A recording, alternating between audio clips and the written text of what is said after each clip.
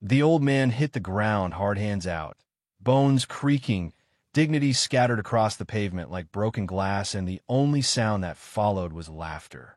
Not kind laughter, not the kind that welcomes or forgives. The sharp kind of cruel kind. 5 leather-clad bikers doubled over like it was some kind of comedy sketch, while the rest of the world kept moving like nothing happened. People looked away. One woman hurried her child into a car. A teen raised their phone to record.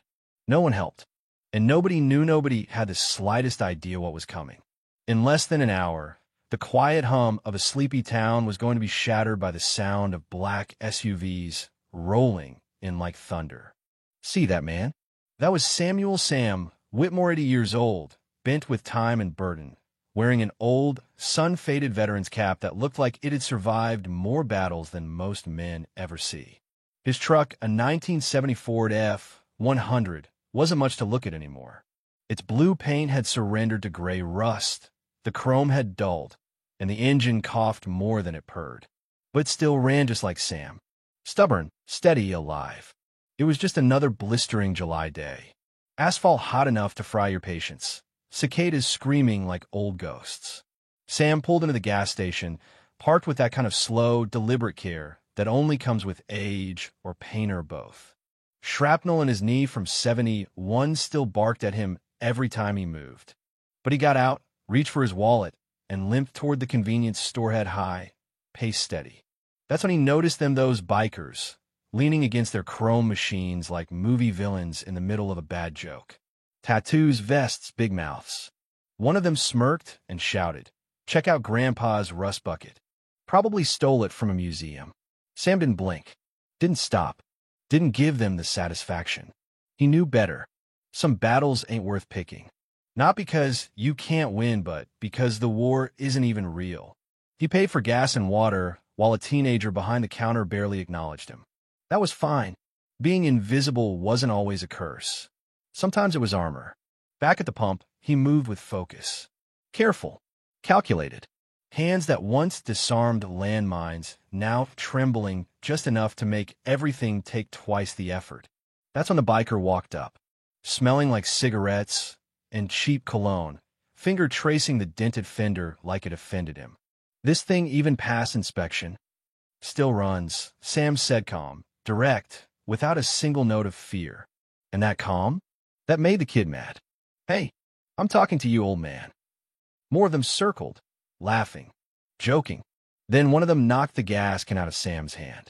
Fuel splashed across the concrete. And when Sam reached down to pick it up, that's when the push came. A casual shove, like he was trash. Sam fell hard. For a second, the world swam. But what cut deeper than the fall was the sound. Their laughter. That hollow, careless kind. The kind that comes from people who've never been humbled by life. He didn't move right away, not because he couldn't, but because something in him broke. Not a bone. Something quieter. Sadder. He looked around at the people pretending they hadn't seen and thought so. This is what I fought for. So people could just look away. Eventually, he stood, wiped nothing, said nothing, got in his truck and left, their taunts trailing behind him like cigarette smoke. But see, here's the part they didn't know. Sam Whitmore wasn't just some tired old man. He was Special Forces Laos 71. Jungle heat, enemy lines, rescue missions nobody wrote books about. He'd carried bleeding men across miles of mud and bullets, stood between his team and certain death more times than anyone could count. And he had never been the kind of man to call for help. Until that day. Because when society forgets its warriors, something shifts. When respect dies in the dirt beside you. That's when old instincts wake up. He drove bleeding, aching straight to an old park, parked under a crooked oak tree, and pulled something from his wallet he hadn't looked at in decades. An old photo, 8 men in jungle fatigues, smiling like they'd just seen the sun after hell. And behind that, a card. Faded, yellowed, with a phone number and the words, "Emergency contact, only Special Forces Group 72. He hesitated. Then he called. 3 rings. A voice answered. Verification code. Sam's mouth was dry. His voice cracked, but memory carried it. Whiskey 72 Delta. Samuel Whitmore. A beat. Stand by for confirmation. And then, Sergeant Major Whitmore. What's your situation? Sam said only, I need the team, sir. No questions. No hesitation. Just, help is coming. Phone is hung. Across states. In fishing cabins, in garages, and quiet offices. Men in their 60s and 70s dropped everything. Didn't ask why. They knew. Because when someone calls like that, you go. Meanwhile, Sam sat on that bench. Bleeding had stopped, but the ache was everywhere. The kind you don't ice. The kind you carry. The bikers? Yeah, they showed up at that park, too. Loud, obnoxious, revving engines, pulling tricks near playgrounds like they owned the place. They hadn't seen Sam yet. Then the first SUV rolled in. Black, unmarked, silent. Then another, and another. They moved into position like chess pieces, methodical, practiced. Every exit covered. Doors opened. Men stepped out. Not young, but not weak. Black shirts. Special Forces insignia. Eyes that had seen too much and remembered every detail. Without a word, they converged on Sam. The park fell quiet. Real quiet. Colonel Harrington knelt beside Sam. Whiskey team reporting as requested. Sam blinked back tears. You didn't have to come. All of us or none of us, one replied. That's always been the rule. A medic checked his wounds. Another scanned the park. Who did this? Harrington asked. Sam tilted his chin toward the bikers. They froze.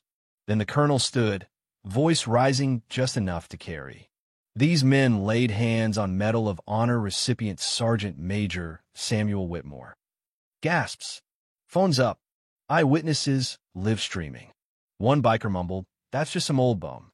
Until a man stepped forward, dog tags in one hand, a Medal of Honor in the other. In 1971, Sam led a classified op.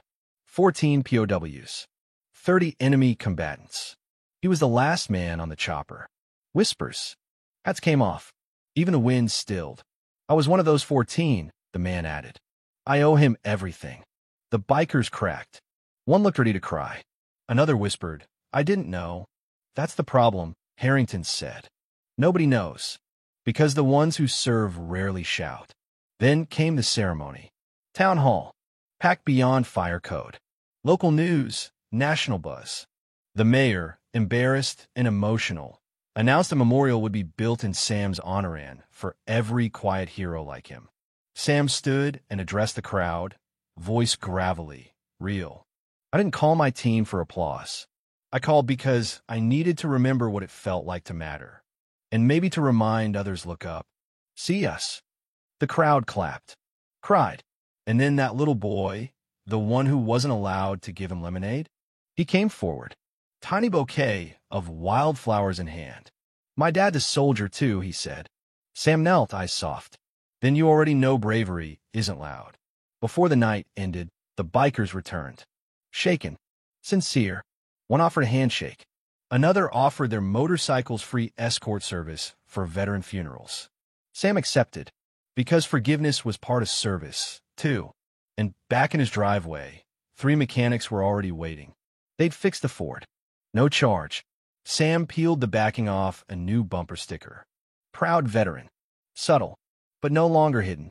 As his old brothers gathered one last time, they joked and clapped his back and said goodbye the way soldiers do, like maybe they'll see each other again. Maybe not, but always brothers. Colonel Harrington posed. You good, Sam? Sam looked out at the town that finally saw him. I think so, he said. Sometimes. You gotta fall to be seen. No, Harrington replied. You've been standing at attention for 50 years. We're the ones who forgot to salute. Sam Whitmore drove home not a hero because of his medals, but because he'd never asked for them. He was finally seen, not as a ghost, but as a man who gave his best years and never once asked for thanks. So here's the question for you. Have you ever seen someone treated like they didn't matter? Someone who deserved more? Maybe it's time we all looked a little closer. Maybe it's time we remembered honor never fades, and neither should respect. Type honor if you believe it's time we stand for those who once stood for us.